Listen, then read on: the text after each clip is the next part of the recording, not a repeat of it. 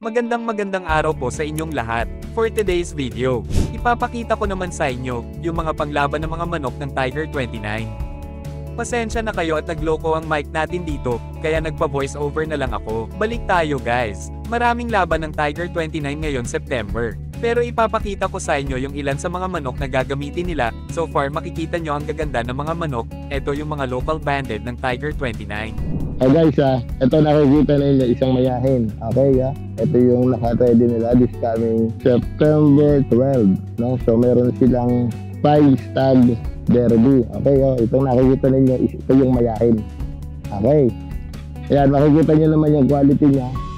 No? So mataas, maganda yung kanyang itsura ng muka, guwapo. Ayan. Okay guys, ito yung isa rin sa mga gagamitin ng Tiger 29, this coming 5 stag derby nila. No? Ito yung Dalusapi kung tawagin natin, mas kilala natin si Dalusapi. Nagpapungkan-pungkan siya, no? Galagagad. Okay, so makikita mo mahaba yung katawan niya, yung dilaw, yung tuka niya, dilaw.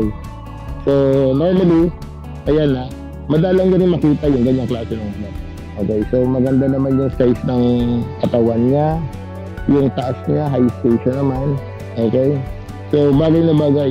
Yung timbang niya, actually, ang timbang niya, mga 1.7, 1.8 lang ang timbang niya. Ito naman guys, yung isa rin sa gagamitin nila, no? So, as you can see, ito, mayahin. Kung tawagin, okay, so ito, Gilmore. Gilmore itong gagamitin nila. So,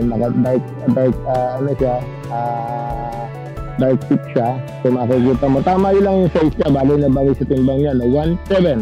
Ayan, 1.7 yung timbang niya. So, makikita mo, normal na normally, isa Gilmore. Guys, ito yung Gilmore nila. Ayan. Abangan natin ang magiging resulta nito. Okay guys, ito naman nakikita ninyo isang Dalusapi din kung tawagan, pero sobrang dilaw ng pagkapa niya, no? Dalusapi kung tawagan, yellow legged. So, pero yung dilaw ng pa niya, ibang-iba. No? Medyo dark red siya. So makikita ninyo.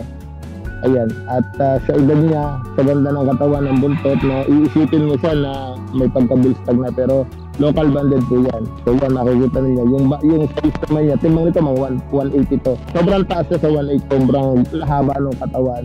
Ayan, kaya abangan natin guys yung nagiging resulta nito. Guys, ito ay isang mayahin. Yung linggada niya, Gilmore. No? So dark.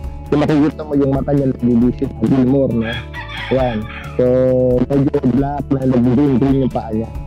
So okay lang din sa isang katawan niya, sa tangkad niya, okay lang din. Hindi siya malaki. Hindi rin naman siya maliit, tama-tama lang. Okay. Yan guys, abangan natin. Isa yan sa mga gagamitin nila. Ito naman, sa Dalusapi. Ngayon, kung pan ka ng mga straight form, kasi paano ko ng straight form. Mahilig ako sa mga straight form. So ito, isa to sa mga guwapong straight form. Isang Dalusapi din, yellow legged din. No? Iba yung pagkakadilaw ng paa niya. So yung size niya, maganda. Base dun sa timbang niya. Okay?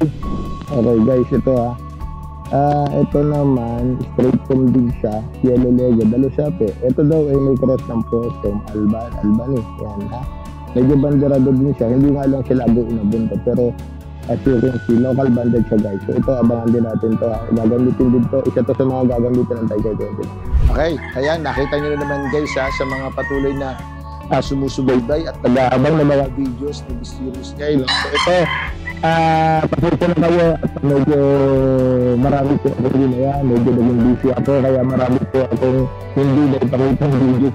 So mapapansin nyo. Ngayon po, nagbabalik ako sa inyo at i-update kayo sa mga nangyayari sa mga ano ko. So guys, abangan ninyo, ipakikita ko yung farm na dinadidala ngayon na kung saan marami akong ilalagay dito ng mga manok, no? I-recording natin ng mga manok, no? So guys, pinakita natin sa inyo yung mga ilan sa mga manok na ginagamit sa Tiger 29. Maraming salamat po.